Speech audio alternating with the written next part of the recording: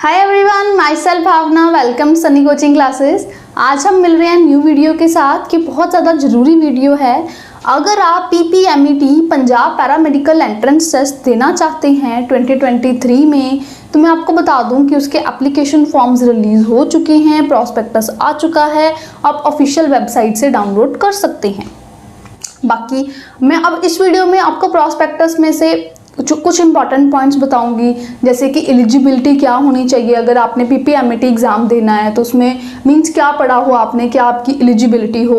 उसके अलावा जो है वो टेस्ट का मोड क्या है, टेस्ट में नेगेटिव मार्किंग है कि नहीं है ना, मोड ऑफ टेस्ट। फिर अगर किसी दो स्टूडेंट्स के सेम मार्क्स आ जाते हैं तो उनका क्या, किसको प्रायोरिटी दी जाएगी, क्या इसका प्रोसेस है, कैसे कैसे करके एडमिशन होएगी, कौन कौन से सब्जेक्ट से हमें क्वेश्चंस देखने को मिलेंगे, है ना। एग्ज़ाम किस तरह का है, सब्जेक्टिव फॉर्म है या ऑब्जेक्टिव है, कितना कितना क्या कुछ रहेगा, तो ये हम सारा देखेंगे। और हम इसमें जो अप्लाई करने के लिए जो एप्लीकेशन फ़ीस है हम वो भी देख लेंगे। तो अगर आपने अभी तक इस चैनल को सब्सक्राइब नहीं किया है तो कर लीजिए। इन्होंने एक एडमिशन नोटिस भी जारी किया था, उसकी भी एक छोटी सी वीडियो है इसी चैनल पे, आप काइंडली चेक कर लीजिए। अब हम ये डिटेल्ड वीडियो जिसमें प्रॉस्पेक्टस एनालिसिस हम करेंगे PPMET के लिए, जो एग्ज़ाम PPMET जो एग्ज़ाम है उसके लिए जो प्रॉस्पेक्टस आया है उसका। तो स्टार्ट करते हैं वीडियो, लेट्स स्टार्ट।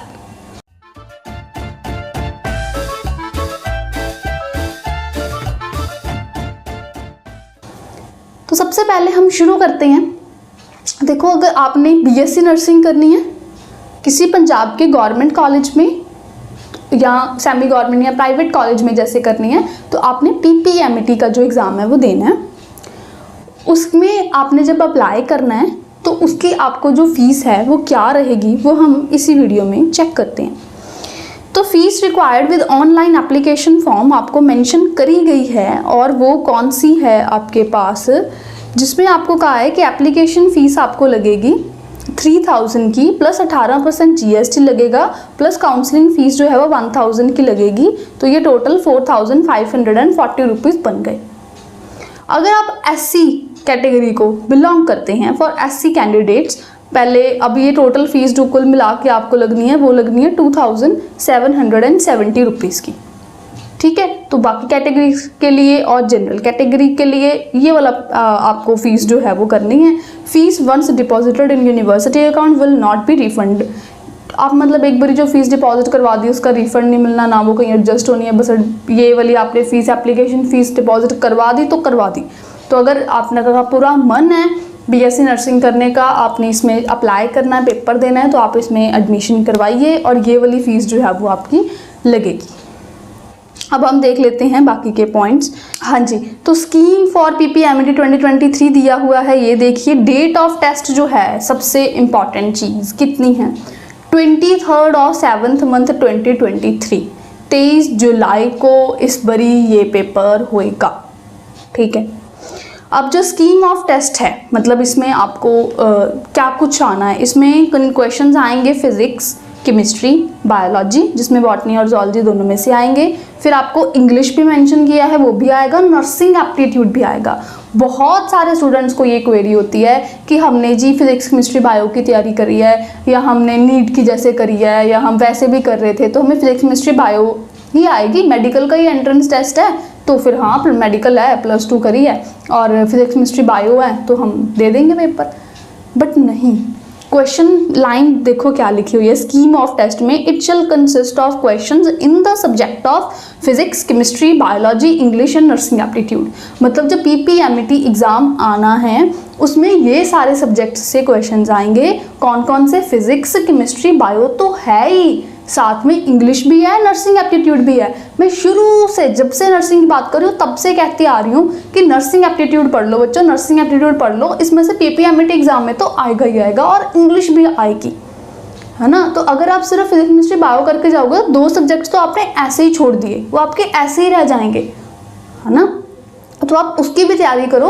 अगर आप इस एग्ज़ाम के लिए प्रिपेयर कर रहे हो तो 5 सब्जेक्ट की तैयारी करो, फिजिक्स केमिस्ट्री बायो के अलावा इंग्लिश भी पढ़ो, नर्सिंग एप्टीट्यूड भी पढ़ो, तभी आप अच्छा स्कोर कर पाओगे, क्योंकि प्रॉस्पेक्टस में जब मेंशन्ड है ना, तो इससे ज़्यादा क्या होगा, प्रॉस्पेक्टस में लिखा है कि आएगा तो आएगा, तैयारी करो अपनी अच्छे तरीके से। फिर कहते हैं कि सेंटर्स क्या होंगे जहाँ पे ये होएगा, तो उन्होंने लिखा हुआ है कि टेस्ट जो है वो सेंटर में होएगा जो यूनिवर्सिटी डिसाइड करेगी, और वो आपको एडमिट कार्ड पे लिखे होंगे। ठीक, तो कहते हैं अभी नहीं बताएंगे हम, जब एडमिट कार्ड हम रिलीज़ करेंगे ना तब उसी के ऊपर दिया होएगा। बस फिर एडमिट कार्ड जो है वो आपको दिए जाएंगे जिसमें आप करोगे। मैं आपको थोड़ा प्रोसेस बता देती हूँ, आपको एक आइडिया सा हो जाएगा। सबसे पहले तो जैसे फॉर्म्स आ गए, पहला स्टेप आपका कि आप इसमें अप्लाई करोगे। अप्लाई कर दिया, बता दी मैंने कितनी फ़ीस है, उतनी लगभग लगेगी, आप अप्लाई कर दोगे। फिर थोड़े टाइम बाद इसका एडमिट कार्ड आएगा, जिसका अभी नहीं बताया कि इन्होंने कि कब आएगा या मतलब क्या है, कैसे है, कहाँ पेपर होएगा, ऐसा कुछ नहीं बताया। वो एडमिट कार्ड पे दिया होएगा कि आपकी डेट एंट्रेंस की ये है। वो तो वैसे बता ही दिया है कि 23 जुलाई को है, बाकी का कि कहाँ पे सेंटर है, कितने बजे पहुँचना है, कब शुरू है, कब ख़त्म है, इंस्ट्रक्शंस क्या साथ लेके जाना है, वो सब कुछ एडमिट कार्ड पर दिया होएगा। जो आपका सेकेंड पॉइंट आ गया कि एडमिट कार्ड आप डाउनलोड करोगे, उसके इंस्ट्रक्शंस पढ़ोगे, उसी के अकॉर्डिंग थर्ड पॉइंट अपना जो एग्ज़ाम डेट है उस दिन जाओगे, पूरी तैयारी करके भगवान का नाम लेके पेपर देने जाओगे और अपना जो एडमिट कार्ड पे इंस्ट्रक्शंस लिखे थे वो फॉलो करोगे। ठीक है जी, आपने पेपर दे दिया। फिर फोर्थ पॉइंट है उसका रिजल्ट आएगा। रिजल्ट में आप अपना रोल नंबर चेक करोगे, आपको एक स्कोर जो है या एक मार्क्स जो है वो दे दिए जाएंगे। ठीक है जी।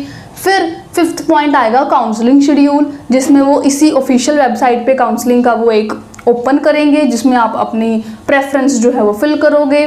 फिर वो प्रेफरेंस फिल करने के बाद आपको वो लिस्ट देंगे कि कौन से बच्चे को कौन सा कॉलेज अलॉट हुआ है। फिर आप उस कॉलेज में जाओगे और अपनी एडमिशन लोगे। ये प्रोसीजर, पहले फॉर्म्स आए, अप्लाई किया, फिर एडमिट कार्ड आया, पेपर दिया, रिजल्ट आया, रिजल्ट में स्कोर देखा, फिर आपके पोर्टल पे ओपन हो जाता होता है कि आप अपनी प्रेफरेंस फिलिंग कर दो, मतलब जिस कॉलेज में जाना चाहते हो वो 3 लिस्ट होएगी, आप तीनों में से 3 सेलेक्ट कर दो। ये जितनी भी डिपेंडिंग ऑन वहाँ पे शो हो रहे हैं, मतलब आपने अपना पसंदीदा कॉलेज वहाँ पे सेलेक्ट करना।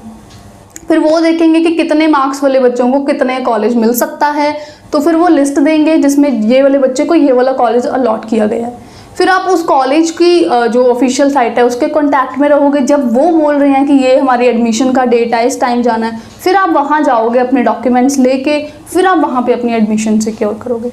तो ये प्रोसीजर होता है। बहुत बच्चों को इसका नहीं पता होता, तो मैंने शुरू में ही बता दिया। ठीक है, प्रॉस्पेक्टस के हम बाकी के पॉइंट्स भी देख लेते हैं। यहाँ पे तो इस पेज पे तो हमें बस यही दिया हुआ है।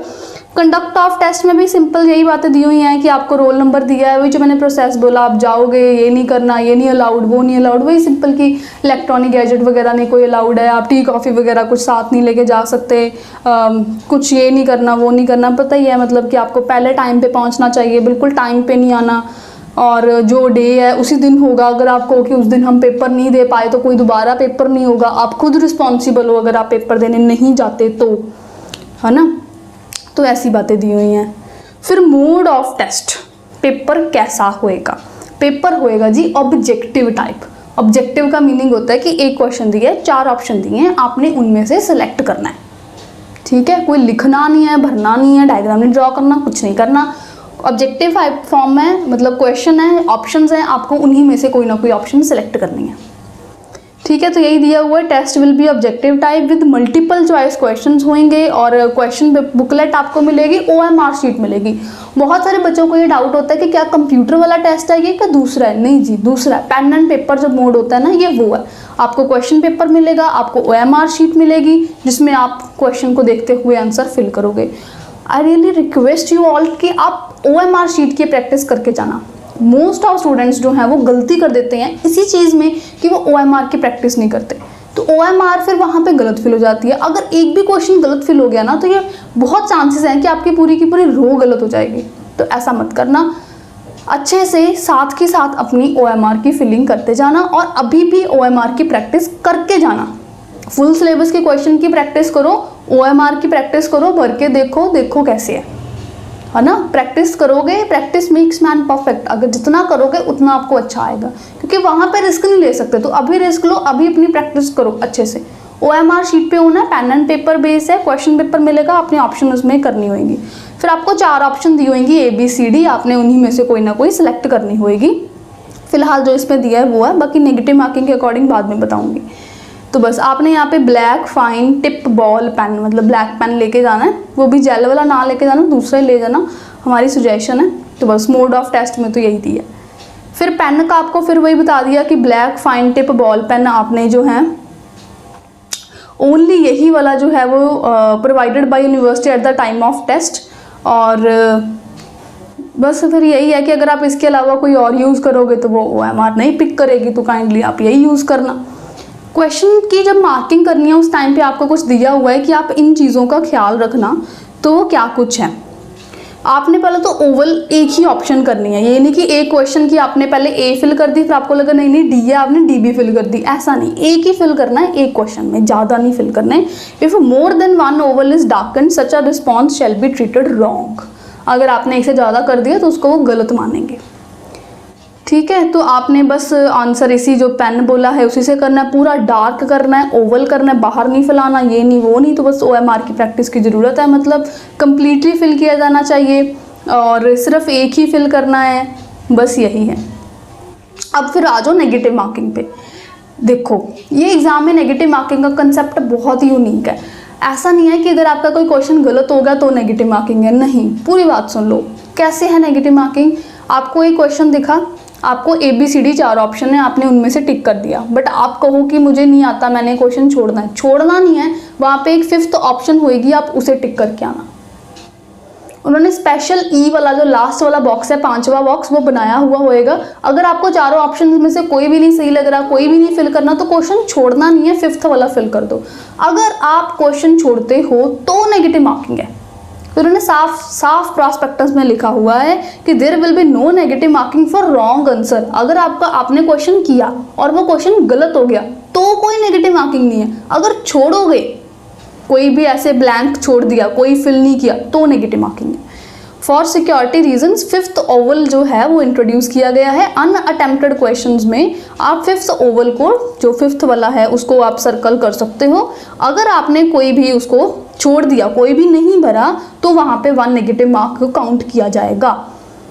ठीक है, hence it is in the interest of candidate not to leave all ovals blank in any question and 1 oval has to be shaded out of 5। कोई भी छोड़ना नहीं है, कोई भी एक टिक करके आना है। ABCDE 5 ऑप्शन है, 5 में से कोई भी टिक करके आओ। ABCD में से कुछ नहीं सही लग रहा तो E वाला टिक कर दो, बस। ये वहाँ पे प्रॉस्पेक्टस में उन्होंने बोल्ड लेटर्स में लिखा है, तो ये आपने ज़रूर ध्यान देना है, इसी के अकॉर्डिंग फिल करना है। ठीक है, अब हम आ जाते हैं कि और इंस्ट्रक्शंस जो दी हुई हैं उस पर। एडमिशन लेनी है BSc नर्सिंग 2023 में, तो उसमें आपको लिखा हुआ है कि वही पहले तो दे दिया कि जनरल में फिजिक्स, केमिस्ट्री, बायोलॉजी, ब्रैकेट में डाल दिया botany, zoology, English and nursing aptitude आएगा, ये याद रखना। ठीक है, और इसमें सिलेक्शन क्राइटेरिया क्या है। अगर आप PPA-MET एग्ज़ाम देते हो तो आपको ज़रूर इसका सिलेक्शन क्राइटेरिया पता हो कि कैसे कैसे लेते हैं। पहले तो जो देखो, selection shall be made as per following manner, जिसमें क्या कुछ है, from amongst the PPA-MET appeared students on the basis of merit list from state of Punjab. Punjab residents जो हैं उसको पहले प्रायोरिटी दी जाएगी, उनको पहले एडमिशन दी जाएगी। फिर आपको सेकंड नंबर पे दी जाएगी उनको on the basis of merit list from candidates belonging to other states. पहले एडमिशन दी जाएगी जो पंजाब रेजिडेंट्स हैं, स्टेट कोटा में मतलब आ गए उन्हें। फिर सेकंड नंबर पे दी जाएगी जो अदर स्टेट्स को बिलोंग करते हैं उन्हें।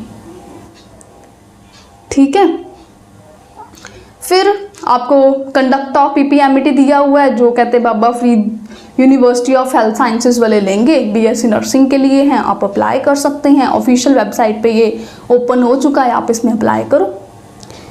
फिर आपको दिया हुआ है कि एलिजिबिलिटी, आपको हेडिंग है जनरल एकेडमिक एलिजिबिलिटी। एलिजिबिलिटी आपको क्या होनी चाहिए, आपको क्या लिखा हुआ है, जिन्होंने पास करी है 12th स्टैंडर्ड आप वो इसमें अप्लाई कर सकते हैं, मतलब 10+2 करी है, और obtained मिनिमम ऑफ 45% मार्क्स। 45% आपके मिनिमम होने चाहिए मार्क्स फिजिक्स, केमिस्ट्री, बायोलॉजी में, और आपने इंग्लिश को पास किया होना चाहिए। बाकी वो आपकी रिलैक्सेशन है रिजर्वेशन के अकॉर्डिंग, 40% है SC, ST या OBC कैंडिडेट्स के लिए। तो बस यही है, 10+2 करिए जिसमें एटलीस्ट आपके 45% मार्क्स हैं, फिजिक्स, केमिस्ट्री, बायो पढ़ा है, इंग्लिश पढ़ा है, पास किया है, तो आप इसमें अप्लाई कर सकते हैं। बाकी 40% है SC, ST और OBC के लिए। ठीक है जी, तो अब इसके एलिजिबिलिटी में स्टेट कोटा में बस आपको यही लिखा है कि कैंडिडेट इंडिया का सिटीज़न होना चाहिए और आपने 10+1 और 2 जो है वो पंजाब से करी होनी चाहिए, या फिर जो है स्टेट मतलब जो कैंडिडेट है उसका पंजाब का बर्थ होना चाहिए, तो born in the state of Punjab. या एक और भी लाइन आपको दी हुई है, या फिर कहते हैं कि candidate must be permanent resident of state of Punjab. तो अगर आप इनको बिलोंग करते हैं तो आप इसमें ज़रूर कर सकते हैं। यही आपको दिया हुआ है कि एलिजिबिलिटी अगर आप स्टेट कोटा में मतलब कहते हो ना कि भाई हाँ हम पंजाब वाले प्रायोरिटी मिले, हमें पहले एडमिशन मिले, तो आपकी ये एलिजिबिलिटी होनी चाहिए। बाकी अदर स्टेट्स वाले भी अप्लाई करेंगे, वो भी फिर पंजाब के बाद वालों को चलो मिलेगी, बट मिल तो सकती है ना। फिर नेक्स्ट सेक्शन आता है रिजर्वेशन का। ये बहुत को डाउट होता है कि कितने % रिजर्वेशन है किस कैटेगरी को, तो वो देख लीजिए। Reservation of seats in government institutions जो आ जाते हैं बीएससी नर्सिंग जो करवाएंगे, उसमें शेड्यूल्ड कास्ट की है जी 25%, बैकवर्ड कास्ट की है 10%, बैकवर्ड एरिया या बॉर्डर एरिया की 2% मतलब 1% ईच हो गया, फिजिकली डिसेबल्ड की 5% है, स्पोर्ट्स पर्सन की 1% है। इसके अलावा और भी हैं, चिल्ड्रन या grand children of terrorist affected person की 1% है, वार्ड ऑफ डिफेंस पर्सनल की 1% है, ऐसे और भी 1% करके और हैं जो प्रॉस्पेक्टस में दिया है, आप वो चेक कर सकते हैं। आई होप आपके काफ़ी सारे डाउट्स जो हैं वो इसमें क्लैरिफाई हो रहे हैं। और भी children grand children of freedom fighters of Punjab की भी 1% है, तो ऐसे ऐसे करके दिया हुआ है गवर्नमेंट इंस्टीट्यूशन के लिए। अब प्राइवेट इंस्टीट्यूशन की बात कर लेते हैं, क्योंकि इसके अंदर तो दोनों ही आते हैं। पीपीएमटी एग्ज़ाम देके तो गवर्नमेंट में भी ले सकते हो सीट, प्राइवेट में भी ले सकते हो बीएससी नर्सिंग के लिए। अब प्राइवेट वाले में क्या है, शेड्यूल्ड कास्ट का 25%, बैकवर्ड कास्ट का 10%, फिजिकली डिसेबल्ड का 5%, और ऐसे ही बस बाकी और भी कई हैं, आप चेक कर सकते हैं। उसी की आपको क्लैरिफिकेशन दी हुई है कि ऐसे ऐसे करके जो है वो इसमें आ जाएगा। बाकी ये migrants from Jammu and Kashmir due to terrorist violence का 1% दिया हुआ है। बस ऐसे ऐसे करके और भी कुछ ना कुछ पॉइंट्स हैं जो आप प्रॉस्पेक्टस पढ़ लेना, रिजर्वेशन के लिए आपको क्लियर हो जाएंगे। नेक्स्ट बहुत इंपॉर्टेंट सेक्शन, अगर आपके इक्वल मार्क्स आ जाते हैं पीपीएमटी में तो क्या होगा। फर्स्ट प्रेफरेंस दी जाएगी जिसके बायोलॉजी में ज़्यादा मार्क्स हैं, बॉटनी और जूलॉजी में ज़्यादा मार्क्स जिसके आए हैं पीपीएमटी में उसको। अगर वो भी सेम है तो फिर जिसके हायर मार्क्स हैं केमिस्ट्री में पीपीएमटी में उसको प्रेफरेंस दी जाएगी। मान लो वो भी सेम है तो फिर जिसकी एज ज़्यादा है उसे प्रेफरेंस दी जाएगी। तो अगर आपके सेम मार्क्स आते हैं पीपीएमटी में तो क्या होगा, पहले नंबर पे जिसके बायो में नंबर ज़्यादा है उसे प्रेफरेंस देंगे, दूसरे नंबर पे जिसके केमिस्ट्री में नंबर ज़्यादा है उसे देंगे, तीसरे नंबर पे जो एज में ओल्डर है उसे देंगे। तो आई होप कि जो आपके डाउट्स थे वो क्लियर होते हैं। प्रॉस्पेक्टस में यही आपको इम्पॉर्टेंट चीज़ें दी हुई थी तो ये मैंने बता दी। अब मैं आपको बता देती हूँ कुछ हमारे बारे में। अभी भी लिमिटेड टाइम है, आप तैयारी करना चाहें कर सकते हैं। एक तो वो बैच है जिसमें आपको मॉक टेस्ट भी करवाया जाता है, थ्योरी भी करवाई जाती है, 6 आवर्स की जिसकी क्लास होती है डेली बिना कोई छुट्टी के, 6 घंटे की एक दिन में क्लास होती है जिसमें थ्योरी भी करवाई जाती है, फुल सिलेबस के क्वेश्चन भी करवाए जाते हैं और आपको फुल जो सिलेबस की थ्योरी मटेरियल, थ्योरी होगी, क्वेश्चंस हो गए, मॉक टेस्ट हो गए, सबका एक्सेस दिया जाता है। जो इंपॉर्टेंट चैप्टर्स हैं हम फिलहाल वो कवर कर लेंगे और आपको एक मतलब बूस्टर डोज की तरह वो काम हो जाएगा, क्विक रिवीजन हो जाएगी और फुल सिलेबस के क्वेश्चन की प्रैक्टिस भी होती जाएगी। आपको मॉक टेस्ट करवाए जाएंगे फुल सिलेबस के क्लास में भी, और सेपरेट आपको जो मॉक टेस्ट हैं फुल सिलेबस के वो दिए जाएंगे प्रैक्टिस के लिए। अभी भी टाइम थोड़ा है मैं मानती हूँ, बट बहुत सारे बच्चों ने अब तक इस थोड़े टाइम को अच्छे वे में यूटिलाइज करके बहुत अच्छा स्कोर किया हुआ है। तो अगर आप भी अभी भी ये जो टाइम है उसको संभालना चाहते हो और अच्छा करना चाहते हो तो ज़रूर करो, आप कर सकते हो। बस आपको जो है वो स्टार्ट करने की ज़रूरत है। कभी भी बहुत लेट नहीं होता किसी भी चीज़ को स्टार्ट करने के लिए, it's never too late to start. आपको बस स्टार्ट करने की ज़रूरत है, आप ज़रूर एक अच्छी मंजिल ले सकते हो। एक बार ट्राई करो, नहीं तो आपके मन में आए कि नहीं हम नेक्स्ट ईयर करेंगे या नेक्स्ट ईयर ही देंगे, अब क्या होएगा। हाँ बिल्कुल चीज़ ठीक है कि हाँ नेक्स्ट ईयर करेंगे, साल में पूरी मेहनत तैयारी करेंगे, पूरा +1 2 रिवाइज करेंगे, बिल्कुल अच्छी चीज़ है। बट हमारी ये एक दिल से सजेशन है कि आपको इस साल भी पीपीएमटी का पेपर देना चाहिए। अगर आप नेक्स्ट ईयर की तैयारी करने का सोच भी रहे हैं, स्टिल आपको एक बार ये पेपर देना जरूर चाहिए। एटलीस्ट आपको लेवल ही पता चल जाएगा, वे ही पता चल जाएगा, है ना। एक बार तैयारी करके सभी जाने पेपर दो, बाकी भगवान पे छोड़ दो, कर्म करे जाओ, फल की इच्छा मत रखो। तो वही हिसाब है, आप अपना काम पे ध्यान दो और ज़रूर आपको अच्छा फ्रूटफुल रिजल्ट जो है वो मिलेगा। वैसे भी आप तो नेक्स्ट ईयर का नहीं तो सोच रहे थे, वो तो ऑप्शन कहीं गई नहीं ना, वो तो नहीं भी हो, कोई बात नहीं, डिसअपॉइंट होने की क्या बात है। आप नेक्स्ट ईयर के लिए तैयारी शुरू कर देना, अगर हो गया तो उससे भी बढ़िया।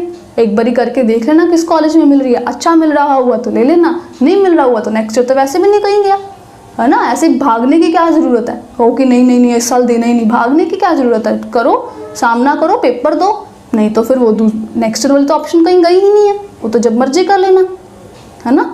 तो ज़रूर पेपर दो जिन्होंने इसी साल डेडिकेट किया है कि हाँ इसी साल में हमने करना है, पूरी डेडिकेशन है, डिटर्मिनेशन है और नेक्स्ट ईयर का नहीं, तो ज़रूर अब ये टाइम को अच्छे से यूटिलाइज़ करो, सही वे में तैयारी करो, फुल सिलेबस की थ्योरी रिवाइज करो, क्वेश्चन करो, ज़रूर आपका अच्छा रिजल्ट आ जाएगा। कोई डाउट रह गया है तो नीचे कमेंट बॉक्स में पूछ लीजिए। अब यहाँ तक आ ही गए हैं तो वीडियो को लाइक शेयर भी कर दीजिए और चैनल को सब्सक्राइब तो करके ही रखिए फॉर मोर अपडेट्स।